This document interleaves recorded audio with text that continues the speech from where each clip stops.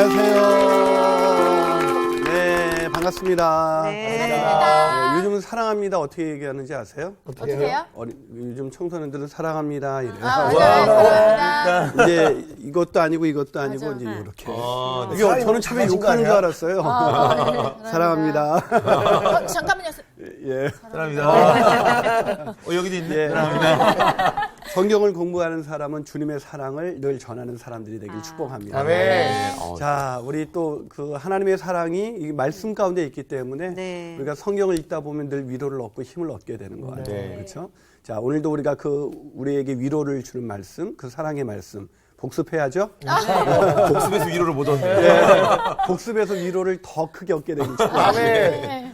자, 우리가 지난주에 이제 위기에 빠진 스테반처럼 순교할지도 모르는 그런 상황에 빠졌던 사도 바울이 위기를 벗어나는, 위기를 극복하는 그런 일을 보게 되었죠. 네. 자, 어떻게 하면 위기를 극복할 수가 있다 그랬죠? 용기를 내야 돼. 두려워하지 말고 그렇죠. 용기를 내야 된다. 용기를 내야 된다. 용기라는 것은 두려운 감정이 없는 상태가 아니라 네. 두려운 감정이 있음에도 불구하고 그 길을 걷는 것이다. 라고 네. 말씀드렸죠. 두 번째는 뭐였죠? 대안이 있어요. 대안이 네, 그래요. 그냥 용기만 막 낸다는 안 아니고 되죠. 네. 대안이 없을 때는 뭐 네. 그 상황이 사라지는 것은 아니죠. 네. 예, 그것을 대안을 낼 수 있는 지혜가 필요하다. 근데 그 대안을 냈다고 해서 세상은 굉장히 불의한 세상이기 때문에 대안을 냈다고 해서 꼭 대안이 잘 이렇게 통하는 것은 아니죠. 네. 예, 그때 그 대안을 냈을 때도 우리가 누구를 바라보는 게 더 중요하다. 하나님을 바라봐야 돼. 예, 하나님을 신뢰하는 것. 끝까지. 예, 끝까지. 끝까지. 가정. 자, 이 끝까지 그 사명을 완수할 때까지 하나님께서 나를 지키신다라는 그 믿음으로 나갔을 때 권력을 의지하지 않고 그 믿음으로 나갔을 때 위기를 극복할 수가 있었다. 네. 자, 그 위기를 극복한 후의 이야기가 바로 오늘의 본문입니다. 그렇구나. 아유, 옳다구나. 자, 오늘 그게 본문 어떻게 됐어요? 사도행전 23장 1절에서 11절의 내용을 가지고 네. 어려울수록 담대함이 중요하다. 아, 이거야. 이거야. 이야기를 하겠습니다. 오늘 수업 사도행전 67강 어려울수록 담대함이 중요하다. 자, 우리 윤정 학생부터 네. 우리 세 구절씩 읽고 우리 광우 학생은 두 구절 읽어주시면 되겠습니다. 예. 네. 바울이 공회를 주목하여 이르되 여러분 형제들아 오늘까지 나는 범사의 양심을 따라 하나님을 섬겼노라 하거늘 대제사장 아나니아가 바울 곁에 서 있는 사람들에게 그 입을 치라 명하니 바울이 이르되 회칠한 담이여 하나님이 너를 치리로다 내가 나를 율법대로 심판한다고 앉아서 율법을 어기고 나를 치라 하느냐 하니 곁에 선 사람들이 말하되 하나님의 대제사장을 내가 욕하느냐. 바울이 이르되 형제들아 나는 그가 대제사장인 줄 알지 못하였노라. 기록하였으되 너의 백성의 관리를 비방하지 말라 하였느니라 하더라. 바울이 그중 일부는 사두개인이요 다른 일부는 바리새인인 줄 알고 공회에서 외쳐 이르되 여러분 형제들아 나는 바리새인이요 또 바리새인의 아들이라.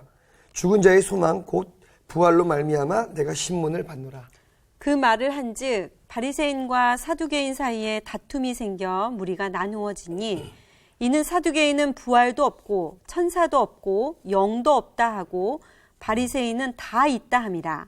크게 떠들세 바리새인 편에서 몇 서기관이 일어나 다투어 이르되 우리가 이 사람을 보니 악한 것이 없도다. 혹 영이나 혹 천사가 그에게 말하였으면 어찌하겠느냐 하여 큰 분쟁이 생기니 천부장은 바울이 그들에게 찢겨질까 하여 군인을 명하여 내려가 무리 가운데에서 빼앗아 가지고 영내로 들어가라 하니라. 그날 밤에 주께서 바울 곁에 서서 이르되 담대하라. 내가 예루살렘에서 나의 일을 증언한 것 같이 로마에서도 증언하여야 하리라 하시니라. 아멘. 아유, 시원하다. 아우 시원하다. 예. 아, 근데 사실은 그렇게 시원한 상황은 아니에요. 그렇죠. 아, 네. 그러니까. 바울은 시원하게 말을 했는데 예. 바울의 상황은 더 어려워졌어요. 맞아요. 예, 왜냐하면 오늘 이 바울이 불공정한 재판을 받게 네. 된 거예요. 불공정한 재판. 이런 더 큰 어려움에 처했는데 이런 불공정한 재판을 받는다면 결과는 어떨까요? 뻔하죠. 뭐. 네. 나를 재판하는 사람이 아주 부패하고 뭐 하여튼 돈 받고 그랬는데 벌써 상대방에 의해서 돈에 매수됐다. 그 사람이 나의 억울한 재판의 재판관이다. 뭐 그럼 우리가 판결이 그 이미 난 거죠. 예, 그때는 우리는 이미 좌절하고 아, 인생 끝났다. 아, 내가 여지껏 위기를 극복했는데 허사가 됐구나. 뭐 이렇게 생각할 수 있지 않을까요? 네. 그런데 이런 어려운 상황일수록 뭐가 중요하다고요? 담대함. 담대함이 중요하다. 예. 이렇게 어려운 마지막 순간에도 다시 한번 담대함이 중요하다는 거예요. 그래요. 이렇게 어려울수록 용기를 갖고 담대하게 가는 것이 중요한데 오늘 그런 담대한 마음으로 승리한 사람이 소개되어 있습니다. 바로 바울이죠. 네. 자, 바울은 지금 불공정한 재판을 받고 있습니다. 천부장은 이 바울이 이제 자기가 법적으로 다룰 문제는 아니다라고 생각해서 풀려주었습니다. 이제 위기에서 벗어난 거죠. 그런데 법적으로는 해결되는데 유대인들의 사회 속에서 가장 악독한 대제사장이 그런 종교적인 재판관으로 앉아 있는 것입니다. 자, 거기 2절 보면 대제사장 아나니아가 바울 곁에서 이렇게 이 대제사장 아나니아가 지금 이 재판을 맡게 됐어요. 이름이 별로 안 좋네요. 예, 이 아나니아. 아나니아. 아나니아라는 이름이 또 사실은 바울에게 굉장히 좋은 이름이었죠. 아나니아가 그에게 안수했었잖아요. 아, 예. 아나니아라는 이름은 그 당시 좋은 그렇게 우리가 꼭 경멸해야 되는 이름은 아니에요. 우리 아나니아 삽비라 또 그런 아나니아도 네, 있죠. 그 재물을 감췄던 아나니아도 있고. 근데 아나니아라는 이 이름을 가진 이 대제사장은 어떤 사람이었냐면 진짜 부패의 상징이었어요. 부패의 상징. 그 당시 사람들의 이 사람은 그 AD 47년부터 58년까지 있었던 사람인데 이 사람이 대제사장으로 있으면서 11조를 아주 교묘하게 빼돌린 아주 그런 진짜 아주 그런 탁월한 그 악독한 아주 악독하고 이렇게 이 교묘한 일에는 탁월한 사람이었어요. 교묘한 일에. 근데 이런 사람이 이제 재판을 맡게 된 거예요. 자, 재판을 맡으면서 뭐라고 얘기하는지 네. 우리 광우 학생이 2절을 한번 읽어볼래요? 네.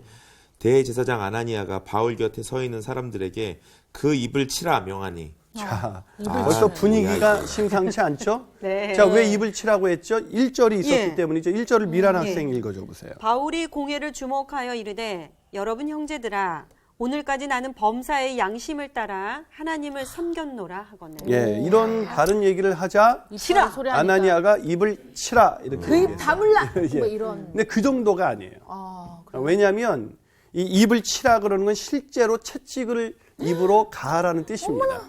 예. 이 사람 악독한 사람이구나. 아예 뭐 이분이도 아니죠. 제가 왜 이건 이 아나니아는 이분이라는 칭호를 받을 수 없는 존재. 이 악한 인간이 입을 채찍으로 가하라는 거예요. 근데 이것은 이제 분위기가 벌써 네. 재판 시작부터 살벌한 거죠. 근데 이게 입이라는 부위는 유대인들에게 가장 치욕적인 부위였어요. 그렇기 때문에 입을 치라는 것은 단순히 이제 채찍을 가하기도 했기 때문에 이게 아주 위협적이었지만 가장 치욕적인 부위였기 때문에 정말 바울에게는 정말 너무나 치욕적이고 너무나 공포스러운 그런 모욕적이고도 공포스러운 그런 분위기를 만들어낸 거예요. 근데 선생님 지난 시간에 선생님께서 예. 로마 시민법상 예. 아직 형이 정해지지 예. 않은 이상에는 예. 어떤 처벌도 가하지 않는다고 했는데 네, 그래서 로마의 군인이었던 천부장은 로마 법에서는 풀려놓고 예. 이제 종교적인 너희들의 문제니까 너희들의 문제니까 유대인들의 유대인들끼리 알아서 해라. 알아서 해결해. 근데 유대인끼리 알아서 하는데 이 대제사장 이분이 이럴 수 있어요? 어쩌면 유대인끼리 너무하네. 그때나 지금이나 어쩌면 종교는 타락하기 쉬운 것이죠. 네. 그런 부분 속에서. 심각하다. 자, 여기서 이제 어떻게 보면 법적인 문제에서는 해결됐지만 네. 더 엄청난 일들이 기다려지고 있는 거죠. 더 큰 포악이 행해지고 있는 것입니다. 이런 상황 속에서 바울은 이제 거기서는 해결됐지만 여기서 끝나는구나 네. 라고 생각할 수 있었어요. 그러나 이럴수록 뭐가 필요하다고요? 담대함. 담대함이 필요하다는 거예요. 두려움이 순간순간 언습해올 때가 우리 인생에서 얼마나 많아요. 네. 우리도 아이들의 어떤 어려움을 당할 때마다 네. 어떤 안 좋은 소식을 들을 때마다 우리 마음 가운데 두려움과 불안이 계속해서 엄습해 오지 않습니까? 그럴 때마다 우리가 담대함을 갖게 되기를 주님의 이름으로 축복합니다. 자, 그렇다면 우리가 어떻게 담대함을 가질 수 있을까? 오늘 본문을 통해서 우리가 공부할 수 있는데요. 첫 번째, 바울은 이런 상황에서도 바울은 담대했을 거예요. 왜 그랬을까요? 첫 번째 얘기했잖아요. 예. 첫 번째 오자마자 예. 뭐라고요? 나는 하나님을 섬겼노라. 예, 섬겼는데 어떻게 섬겼다고요? 양심을 따라. 나는 그렇죠. 양심을 따라 예. 범사에. 예, 나는 범사에 어떤 일에서든지 내가 양심에 꺼리끼는 일이 있다 없다? 없다. 없다라는 것입니다. 여러분 오늘 본문에서 이렇게 말할 수 있을까요? 나는 양심에 꺼리낌이 없습니다. 그런 사람도 요즘에 많던데. 예, 많죠. 예, 예. 맞아요. TV 틀면 되게 많이 나오죠. 예, 맞아요. 네. 근데 그 사람들이 이 말을, 이 양심이라는 단어를 잘 이해를 못하기 때문이죠. 진짜. 예, 그런 것 같아요, 이 보니까. 양심이라는 그러네. 것은 나 스스로 보기에 깨끗하다라는 뜻이 아닙니다. 네. 대부분 사람들이 말 때 내가 이제까지 살아오면서 뭐 하나 양심에 꺼리끼는 일을 한 본 적이 없어 이렇게 말하는 분은 내 스스로 보기에 그렇다는 거예요. 그렇죠. 근데 이 양심이라는 단어는 쉬네이 테세이라는 단어예요. 쉬네이 테세이라는 이 시네이 테세이. 예. 발음 좋았어요. 발음 좀 자, 강해. 오늘 쉬네이 주제가 테세이. 뭐라 그랬죠? 오늘 주제가 어려울수록 어려울수록 담대함이 중요하다. 예, 어려울수록 수록 뭐가 필요하다고요? 담대함. 예, 담대함이 중요합니다. 이게 필요하죠. 네. 자, 어려울수록 담대해야 되는데 바울은 왜 담대할 수 있었어요? 양심에 양심에. 꺼리끼는 일이 없었어요. 근데 이 양심이라는 단어가 쉬네이 테세이라는 단어예요. 이 단어는 무슨 뜻이냐면 함께 보다라는 뜻입니다. 함께 보다. 예. 그러니까 나 혼자 내 마음을 들여다보는 게 아니라 아. 여기 있는 모든 사람들이 함께 김인환 목사의 마음 안을 들여다봤는데 그 사람이 문제가 없을 때 나는 양심에 꺼리낌이 없다라는 아, 거예요. 오늘 이 양심이라는 단어를 배우신 예. 분들 예. 이제 TV 앞에서 예. 자꾸 나는 양심에 한번 꺼리낌이 없어요. 이 말 쉽게 뱉지 못할 것 같아요. 인정하는 게 아니라 남도 그죠. 그렇게 봤을 때 인정을 한다는 거죠. 그렇죠. 예. 그래서 이 양심이라는 단어, 이 쉬네이 테세이라는 단어는 함께 보다 함께 알다라는 뜻이기 때문에 자기가 생각할 때 나는 특별히 뭐 죄 짓고 산 일 없다 이런 뜻이 아니라 네. 다른 사람이 볼 때도 저 사람의 양심은 흠 하나 없이 깨끗하다라는 것입니다. 여러분 바울이 이렇게 말할 수 있었던 것은 바울이 장로님들과 고별사를 할 때도 작별을 할 때도 뭐라 했어요? 내가 착복한 일이 없고 어떻게 살았는지 당신들이 압니다. 바울이 이 말을 할 때 아마 밀레도에서 작별했던 아니 에베소의 수많은 교인들 아니 바울이 거쳐왔던 바울의 복음 전도와 또한 교회 개척 사역을 통해서 세워진 모든 성도들이 뭐라고 말했을까요? 그 말이 옳습니다. 라고 함께 증언해 주는 그런 양심이라는 것이지 와. 그냥 혼자 맞아. 우리는 뭐 그런 얘기 들을 때 네. 막 범죄한 사람들이 나는 양심에 깨끗합니다 그러는데 다른 사람들이 아닌 것 마음에 같은데 하나도 안 와요. 제가 만약에 성호한테 성호는 정말 착해요, 여러분. 네. 이럴 때 성호 속으로 얼마나 찔리겠어요, 양심이. 예, 근데 왜 저는 윤정 학생이 그 얘기를 하는데 왜 제가 찔리는지 모르겠어요. 예, 사실은 죄가 많은 인간이죠. 죄가 많은 인간. 이 말을 한다는 게 결코 쉽지 않습니다. 예. 정말 놀라운 일이죠. 어떻게 이렇게 살 수가 있었을까? 이 안타깝게도 많은 사람들이 이 양심이라는 단어는 사실 더 중요한 단어가 있는데 네. 나 보기에도 깨끗하다라는 뜻만 아니라 다른 사람 보기에도 근데 더 나가서 하나님 보시기에도 깨끗하다라는 의미를 갖고 아유, 완전 어렵네, 완전 어려워. 이렇다면 우린 정말 나는 양심에 꺼리낌이 없다라는 말을 쓸 수가 있습니다. 그러네요. 저한테는 금지어입니다. 금지. 참 쉽지 않죠. 그런 우리를 하나님이 사랑하셨어요. 아멘. 여러분 우리가 깨끗하세요라는 질문을 이제 던지면 쉽게 대답하지 못할 거예요. 네. 이 존 메가더라는 목사님께서 양심 실종이라는 책을 썼습니다. 그 책에서 오늘날의 교회를 향해서 그분이 이런 얘기를 합니다. 교회 전체가 건강한 양심이 영적으로 얼마나 중요한지를 잊어버렸다. 그러니까 교회 전체가 양심의 중요성을 잃어버렸다는 거예요. 그러면서 믿지 않는 사람들이 아니라 믿는 사람들도 이제 오늘 바울처럼 얘기할 수 있는 사람들이 별로 없다는 거예요. 그래서 세상 사람들이 우리가 주님을 사랑합시다. 뭐 깨끗하게 삽시다. 그러면 너나 잘하세요. 뭐 이렇게 얘기하는 거죠. 우리가 그런 일, 우리가 담대함은 어디서 나오는 거냐면 우리의 양심에서 나오는 거예요. 우리의 양심이 나 보기에뿐만 아니라 다른 사람 보기에뿐만 아니라 하나님 보기에 깨끗할 때 우리는 어디에서든 담대하게 선포할 수 있는 것이죠. 목회자로서 설교할 때마다 늘 확신을 가지지 못할 때가 뭐냐면 하나님의 말씀은 깨달았는데 그 말씀대로 살아내지 못한 내 자신의 마음을 보게 됐을 때 네. 제가 설교는 그래도 이래요. 그 양심에 대해 설교할 때 저와 여러분이 그렇지 않습니까? 제가 여러분이 그렇게 사셔야 됩니다라고 말 못해요. 저도 그렇게 살아야 합니다. 이것이 근데 바울은 당신이 그렇게 살아야 된다고 오늘 그 다음에 보면 뭐라고 말합니까? 입을 치라고 하니까 3절에서 바울이 뭐라고 말합니까? 한번 우리 그 미란 학생이 한번 네. 읽어줘 볼래요? 바울이 이르되 회칠한 담이여 하나님이 너를 치시로다. 내가 나를 율법대로 심판한다고 앉아서 율법을 어기고 나를 치라냐 하니. 자, 거기 보니까 네가 율법을 어겼지 나는 어긴 적이 없다. 없다. 정말 깨끗한 사람이 할 수 있는 말이죠. 정말 예. 이렇게 양심의 꺼리낌이 없기 때문에 이렇게 당당하게 당당하게. 얘기해요. 그렇죠. 예. 그런데요, 더 놀라운 것은요. 4절 그 접해 있는 사람들이 곁에 선 사람들이 네가 하나님의 대제사, 하나님이 세운 사람을 욕하느냐 이렇게 말합니다. 간신들 맞아. 간신. 이게 참 예. 그런데 바울이 뭐라고 말하는지 5절을 윤정 학생이 한번 읽어보세요. 바울이 이르되 형제들아 나는 그가 대제사장인 줄 알지 못하였노라 기록하였을 때 너희 백성의 관리를 비방하지 말라 하였느니라 하더라. 하나님의 말씀에 근거해서 비방을 즉시 중단합니다. 그래. 깨끗하지 않은 아나니아가 깨끗한 바울을 입으로 치면서 포악을 행하는데 그는 그를 향해서 더 이상 잠시나마 비방했던 것을 용서를 구하면서 내가 비방하지 말라. 그래서 더 이상 비방하지 않겠다라고 말합니다. 참 이 바울의 이 깨끗함. 우리 같으면 내가 깨끗하니 너희들 다 죽었어. 뭐 이제 이런 정도 할 것 같은데 바울은 그렇지 않았다. 네. 근데 오늘날에는 너나 할 것 없이 깨끗하지 않은데 너 왜 그렇게 사냐라고 말하는 사람들만이 많은 시대. 각기 소견에 옳은 대로 행하는 시대. 네. 그래서 다 의로운 사람만 있어요. 말로는.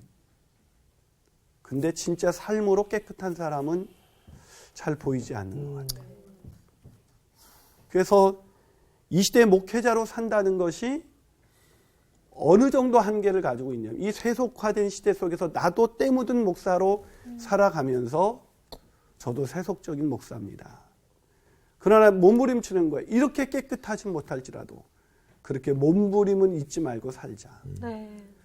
그렇게 살고 있는 것 같아요. 참 부끄럽죠. 목사가 이 정도까지밖에 얘기를 하지 못한다는 게 그게 늘 부끄러운 것 같아요. 강의를 하다 보면. 바울은요. 이런 깨끗한 양심을 갖고 있었기 때문에 그는 굉장히 강하게 얘기할 수 있는 사람이지만 그렇게 얘기하지 않는다는 거예요. 근데 우리는 오히려 깨끗하지 않은데 어떤 면에서는 깨끗하지 않은 거를 양심이 실종됐는데 그냥 대충 살아요. 더 양심이든 몸부림마저도 잃어버리는 것은 아닌가. 존 메가더 목사님이 그 이유를 이렇게 말합니다. 죄의식과 죄에 대해서 보이는 사회의 관대한 태도에 교회가 물들었기 때문에. 그러니까 죄를 죄라고 말하지 않는다는 거예요. 죄를 죄라고 말하지 않고 질병이라고 말해요. 상처가 있기 때문에 저 사람이 그러는 거라고 말해요. 저 사람이 어린 시절 때문에 그런 거라고 말해요. 그렇게 심리학적으로만 해서 저는 인문학이 나쁘다고 생각하진 않아요. 인문학은 인간을 이해하고 탐구하는 학문이기 때문에 우리에게 인간을 이해할 수 있는 많은 그런 정보를 줍니다. 많은 통찰력을 줘요. 그러나 분명히 한계가 있어요. 성경이 보여주고 있는 그 성경의 통찰이 없이는 인문학의 한계를 뛰어넘을 수 없어요. 그래서 인문학의 도움을 받을 수는 있지만 결국은 성경으로 돌아가야 되는 거예요. 근데 이 심리학에서 이 어떤 문제가 생겼냐면 인간의 죄의 문제를 다 심리학적 문제로 풀어가기 시작했어요. 그러니까 사람들의 마음이 편해졌죠. 죄인이 아닌 거예요. 그렇기 때문에 이제 사람들은 나를 죄라고 말하는 걸 제일 부담스러워합니다. 이상한 사람 취급합니다. 그래서 오늘날 강단에서 죄에 대한 설교가 사라지기 시작하는 거예요. 하지만 이 죄에 대한 죄는 죄인 것입니다. 죄를 죄라고 인정해야 거기서 벗어나올 수 있는 몸부림이 있는 거예요. 근데 죄를 죄라고 인식하지 않고 내가 그걸 질병이고 상처고 내 어린 시절의 어떤 심리학적 요인이라고 생각하면 나는 억울한 거예요. 그러니까 그 죄에서 해결받지 못하는 것입니다. 그렇다면 오늘 본문에 보면 그 바울에게도 얼마든지 내 안에 자기를 죄가 아니라고 말할 수도 있을 거예요. 난 정말 깨끗한 사람이에요. 근데 이렇게 깨끗한 사람이 어떻게 깨끗해질 수 있었을까? 그가 정말 하나님 앞에서 단 한 점의 죄도 짓지 않은 것일까? 아니에요. 디모데전서 1장 15절에 보면 이 디모데전후서는 바울의 마지막 서신이죠. 네. 이 마지막 서신에서 바울이 말합니다. 죄인 중에 내가 괴수니라. 바울은 늘 자기의 죄를 인정하며 살았다는 거예요.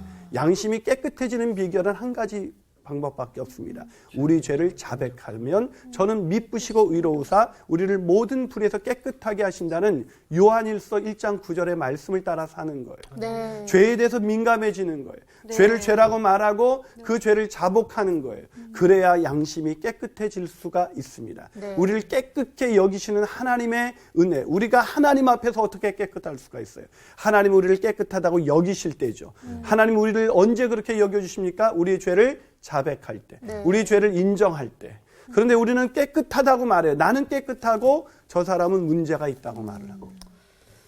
그래서 다 깨끗하지 않습니다. 양심 실종, 교회 전체가 양심이 실종된 상황 속에서 살아가고 있습니다.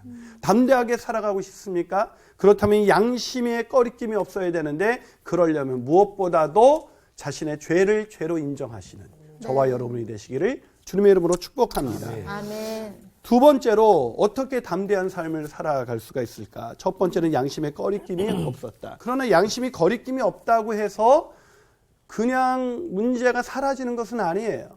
담대함이 금방 오는 것은 아닙니다. 네. 이 바울을 담대하게 했던 또 하나의 이유가 있었어요. 그 이유가 뭐였을까요? 오늘 본문에서 한번 찾아볼까요? 본문에서 찾아보시면 네. 예, 있습니다. 나는 이거 아닌가? 이거 아닌가요? 예. 6절에 오. 나는 바리새인이요 예. 또 바리새인의 아들이라 예. 죽은 자의 소망 곧 부활로 말미암아 내가 신문을 받노라. 뭐로 말미암아 신문을 받는다고요? 죽은 부활로 말미암아. 부활의 주님을 증거하는 일 때문에 내가 신문을 받는다. 뭐에 대한 확신이 있는 거예요? 예수님. 예, 복음에 대한 복음에 대한, 확신. 복음에 대한 확신을 갖고 있기 때문에 이 확신이 바울로 하여금 담대한 삶을 살게 만든 거죠. 뭐가 중요하다고요? 확신이 중요한 거예요. 확신. 담대하려면 내가 양심에 거리낌이 없어야 되지만 또 뭐가 필요합니까? 확신. 내가 이것을 너희들한테 전하는 것, 당신들에게 전하는 것에 저는 조금 더 흔들리지 않는 확신이 있습니다. 멋있다. 이 확신이 정말 중요한데요. 확신이 두려운 순간에도 우리를 붙잡아 줍니다. 제가 그거를 아주 정말 절감했던 한 그 영상을 본 적이 있습니다. 이 아이가 이 확신이 얼마나 중요한지를 가르쳐 준 사람이 놀랍게도 고등학생이었어요. 오. 이 고등학생 아이가 CBS의 세바시의 강사로 나왔어요. 오. 예, 이 이환희라는 학생인데 네. 이 학생이 왜 나왔냐면 너무 고등학생 무슨 일로 강사 세바시 서보셨어요? 이 고등학생들이 쓴 거예요. 너무 놀래어가지고 이 학생이 왜 섰나 했더니 2009년 1월에 이 아이가 중학교 1학년이었대요. 네. 그런데 아파트 옥상에 올라갔다가 끔찍한 광경을 목격합니다. 그게 뭐냐면 올라갔는데 그 조명 옆에 무당벌레가 다 말라 죽어 있는 거예요. 오. 근데 우리 같으면 그냥 뭐 무당벌레가 죽었네 뭐 하고 뭐 가볍게 생각할 텐데 이 아이는 왜 무당벌레가 이 조명 곁에서 죽었을까? 이제 질문을 갖습니다. 그리고 관찰을 해봤더니 공원과 하천 쪽에 접한 그 조명에 집중적으로 무당벌레가 죽어 있는 거예요. 순간 아이는 이가 지식이 있습니다. 이 무당벌레가 하루에 이 사람에게 안 좋은 온갖 해충을 유발하는 진딧물을 4천만 마리를 잡아먹습니다. 하루에. 와. 그러니까 진딧물을 잡아먹지 못 잡아먹어야 되는데 4천만 마리를 네. 잡아먹지 못하고 무당벌레가 죽어버려요. 이렇게 죽으면 진딧물 때문에 사람들이 피해를 보죠. 오염이 되고 그쵸. 오염이 되면 사람들은 문제가 심각해지겠구나. 그래서 이 학생이 무당벌레 살리기 프로젝트를 간행합니다. 어머, 그래가지고 독특하다. 살리기 위해서 중학교 2학년이 됐을 때 실행에 옮겨요. 옥상에 텃밭을 가지고 무당벌레가 좀 살 수 있도록 옥상에 올라가서 텃밭을 가꾸고 근데 그것만으로는 역부족이었어요. 계속해서 타주 들어가자 결국 조명 때문이니까 이 관리소에 찾아가서 네. 조명을 바꿔달라. 조명을 없애든지 바꿔달라. 뭐 이렇게 요청을 한 거예요. 아이가 당돌하게. 그러자 그 관리하시는 분이 조명은 바꿀 수 없고 끌 수 없고 바꾸려면 비용이 드는데 네가 비용 낼 거야? 이렇게 딱 기죽인 거죠. 그런데 이 아이가 어떻게 생각하냐면 그런데도 좌절하지 않고 구청 담당자를 찾아갑니다. 대박이다. 그래서 조명회사의 한 연구원을 만들어서 왜 죽는지를 정확한 이유를 알아요. 그것은 바로 조명에서 나오는 자외선이 이 무당벌레가 너무 좋아하는 그 빛이었던 거예요. 그래서 그냥 걸로 타들어 죽어가는지 알면서도 그랬다는 것을 알게 됩니다. 그래서 이제 확신을 갖게 되는 거예요. 네. 결국 조명 때문이구나. 이건 조명 때문에 무당벌레가 타 죽고 인간이 위기에 처할 수 있구나. 이렇게 생각했던 애는 이제 다시 텃밭을 더 가꾸기 위해서 시민단체에 가가지고 그 한 시민단체에서 텃밭을 가꾸는 포대를 나눠준다 그러니까 신청을 했는데 이 아이가 무려 50포대를 신청했어요. 근데 이제 아이는 텃밭이라니까 뭐 요만한 봉지겠지 하고 가봤더니 20kg짜리가 한 포대예요. 그러니까 50포대니까 엄청난 걸 아빠하고 설득해서 승용차를 가지고 갔는데 50포대를 다 실을 수가 없어서 최대한 실어서 30포대를 실습니다. 그거를 가지고 와서 옥상을 올라왔는데 옥상이 28층 위에 있었는데 27층까지는 엘리베이터가 있는데 그 다음부터는 다 날르는 거예요. 근데 그날이 폭풍우가 몰아치는 날이었죠. 그런데 그걸 올려서 텃밭을 갖추고 동회의에 참석해가지고 이 조명의 위험성 이제 확신을 가지고 알리는 거지. 막 이렇게 해가지고 이 아이를 통해서 결국은 엄청난 변화들이 일어났습니다. 그 반응이 뭐냐면 사람들이 조명을 끄기 시작하는 거예요.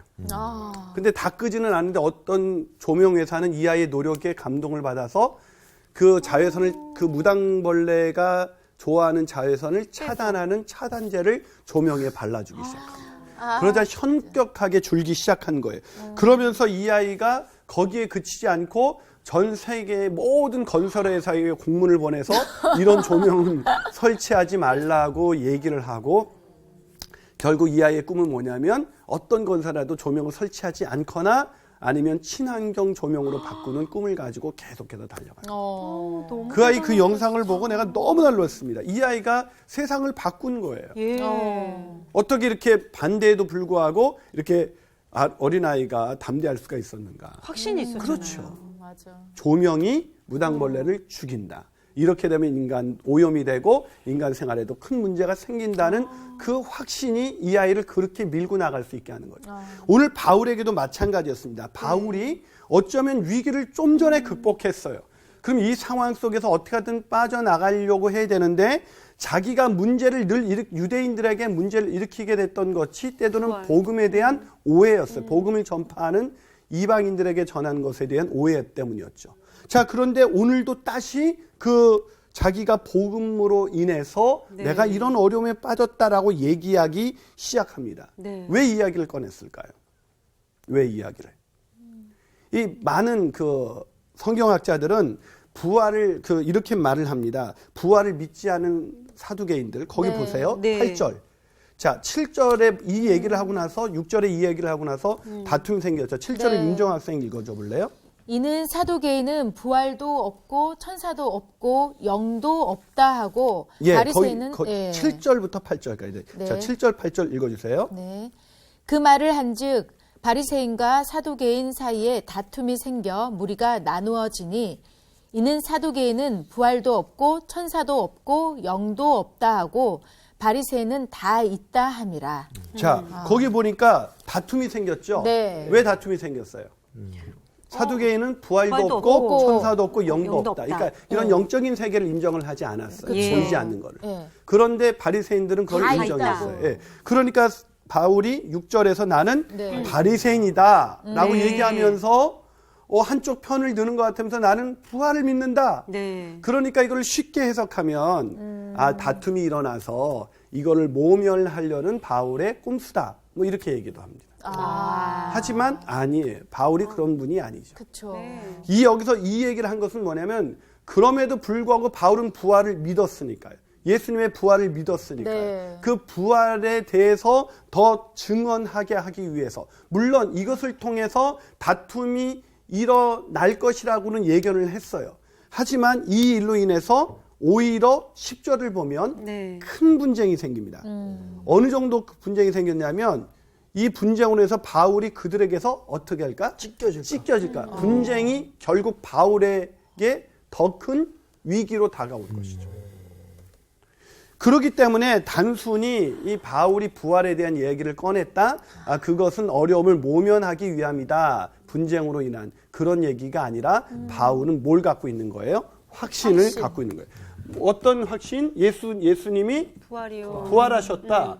예수님께서 부활하셨다. 이 부활의 복음을 증언하는 일을 마치는 것이 바울의 이 복음을 사명이었죠. 증언하는 복음을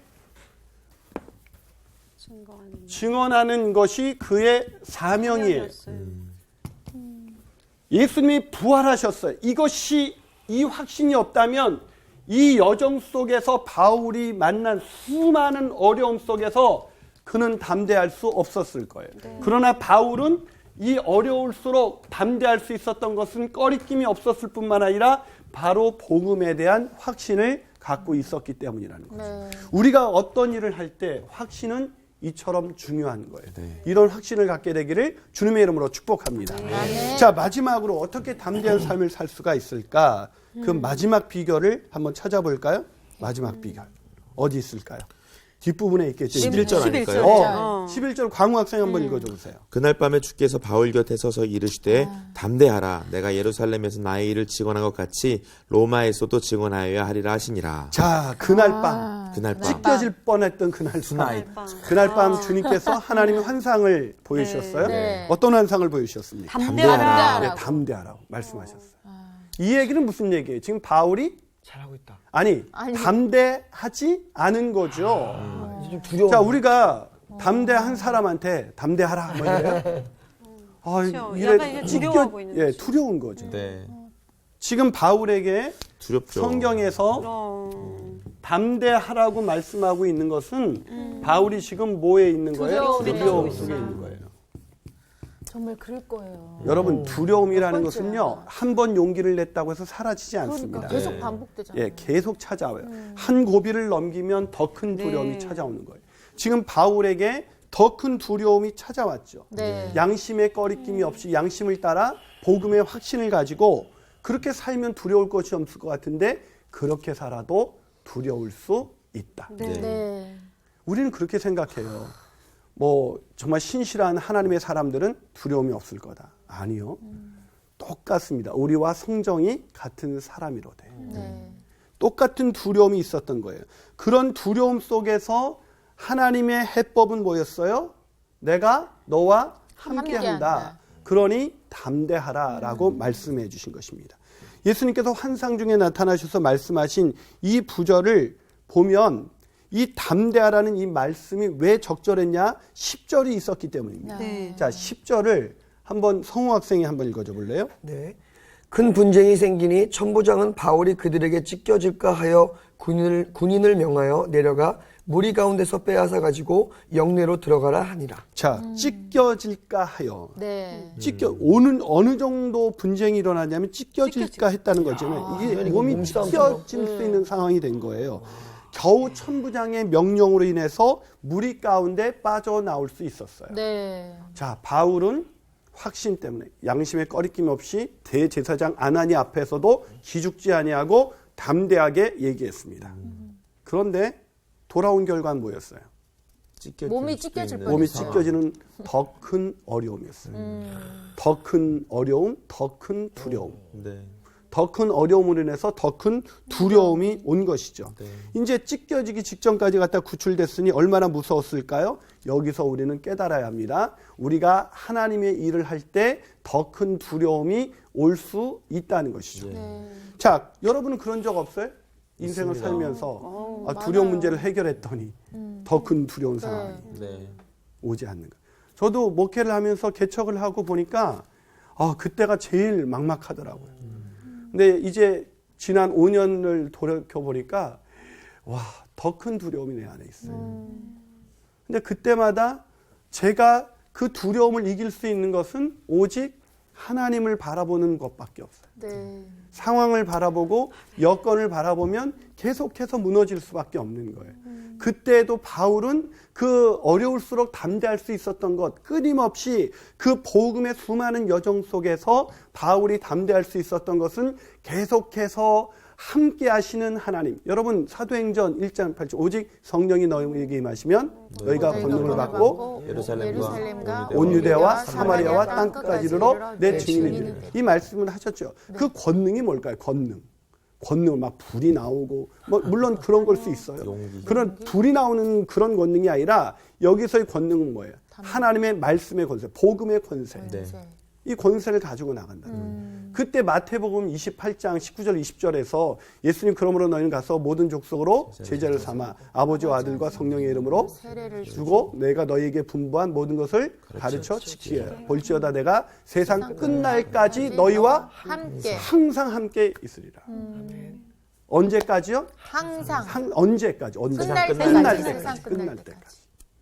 그 말씀이 바울에게도 전해지지 않았을까요? 12제자에게 전해졌던 그 말씀이 바울에게도 전해지지 않았을까? 바울은 복음의 확신을 가지고 갈 때 내가 이 확신을 가지고 갈 때 나 혼자 가는 것이 아니라 누가 가요? 하나님이. 여러분 길을 갈 때요. 혹시 어린 시절에 시골에 가셔서 밤길을 홀로 걸어보신 적이 있어요? 엄청 무섭습니다. 네, 진짜 무섭더라고요. 근데 한 명만 있어도 견딜만 해요. 맞아. 3명 있으면 안 무서워요. 네. 5명이 모이면 놀면서 갑니다. 맞아. 떠들면서. 그렇죠? 네. 함께 하시는 분. 우리와 함께 하시는 그분으로 인해서 우리가 담대할 수 있는 것처럼 바울은 이때에도 이 절대절명의 순간에도 함께 하시는 하나님 때문에 그는 담대할 수 있었다는 겁니다. 그럼 마지막은 뭐예요? 이 두려움을 이기고 담대할 수 있는 비결은 뭡니까? 우리가 두려울 때도 함께 하시는 하나님. 그 함께 하시는 하나님을 향한 믿음이 있어야 되는 것입니다. 여기서의 믿음은 어떤 믿음이에요? 함께 하시는 하나님. 함께 하시는 하나님. 이 함께 하시는 하나님을 향한 믿음, 이 믿음이 있을 때 우리는 어떤 두려움도 이길 수 있는 거예요. 사도 바울에게서 하나님은 실제였습니다. 오늘 나와 동행하시는 분이었어요. 네. 그냥 지식 속에 있는 하나님이 아니라 오늘 나와 함께 내 두려움 속에서 찢겨지는 그날 밤 주님과의 한상 속에서 말씀하실 때 그 하나님과 교제하는 거예요. 네. 그 하나님과 교제하는 그 순간이 바로 바울이 두려움을 어려움을 속에서도 담대할 수 있었던 그 능력이었던 것이죠. 그 능력을 갖게 되시기를 소원합니다. 아멘. 그 능력을 갖게 된 그 이유를 저는 환희 학생을 통해서 보면서 그 영상을 보다가 제가 참 감동이 있었던 그 구절이 있었어요. 환희 학생이 이제 막 그 포대를 날르기 시작했지 않습니까? 근데 그 아이가 그런 그 자기가 받은 이거는 무당벌레를 살려야겠다는 그 사명을 이루기 위해서 애가 막 그렇게 노력하는 모습이 너무 놀라웠었는데 제일 놀라웠던 장면은 이거였어요. 그 아이가 이제 아빠하고 이제 그걸 날르는데 그날따라 막 폭풍우가 몰아치는 거예요. 네. 그러니까 이 날랐을 때 이미 지쳤을 텐데 문을 활짝 열었는데 그 옥상문을 확 열었는데 막 폭풍우가 몰아치는 거예요. 그랬더니 아빠가 뭐라고 얘기를 했냐면 아빠가 야 환희야 이러다 우리가 죽겠다. 그러자 환희라는 아이가 뭐라고 대답하는지 아세요? 그 영상에 보면 아빠 하늘도 스스로 돕는 자를 돕는다고 하셨는데 우리가 죽겠어? 와. 전 그 아이가 CBS에 나왔기 때문에 크리스찬이 아닐까. 그 아이의 어떤 믿음, 하나님이 우리를 돕는다. 하나님이 우리를 도와주신다. 오늘 하나님이 나와 함께 하시는데 우리가 설마 죽겠어? 어쩌면 어려운 소식이 막 들려오는 이때에 내가 정말 너무 큰 어려움으로 인해서 너무나 두려워서 이제 끝나는 건 아닐까. 그때 하나님이 우리와 함께 하시는데 우리가 설마 죽겠어? 이 믿음으로 우리가 나갈 수 있다면 어떤 어려움 속에서도 우리는 담대하게 나갈 수 있습니다. 네. 우리 옆 사람에게 말해볼까요? 하나님이 함께 하시는데 설마 우리가 죽겠어?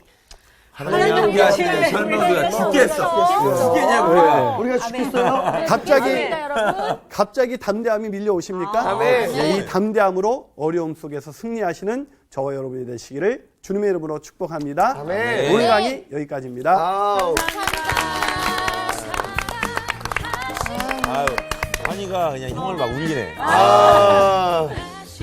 진짜. 아니 정말 조그만 이 어려움과 이 몸 앞에 조금만 다쳐도 좌절하고 진짜 쓰러져 버리는데 이 바울 선생님 보면서 끝까지 그러니까. 하나님을 믿고 따라가는 이 모습 볼 때 정말 감동이야.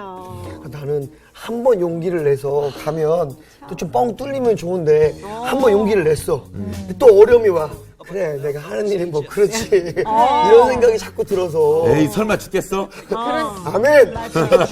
그래서 막 이런 산 넘은 산이라는 말이 있잖아요. 그런 말 때문에 특히나 매번 그 어려운 순간에 막 포기할 때가 많았는데 오늘 또 말씀을 들으면서 이 용기를 끝까지 갖고 가는 게 지키는 게 좀 중요한 것 같아요. 정말. 끝까지 나와 함께 하시는 하나님 신뢰하면서 갑시다. 담대합시다. 달려가자고. 이번 주 퀴즈입니다. 다음 중 바울과 관련 없는 것은 무엇인가요? 1번 유대인, 2번 로마 시민, 3번 12사도. 정답을 아시는 분은 CBS 성서학당 홈페이지에 정답을 올려주시거나 우편으로 보내주시면 됩니다. 보내실 곳은 서울특별시 양천구 목동 서로 159-1 CBS 성서학당 담당자 앞입니다. 연락처를 꼭 남겨주세요.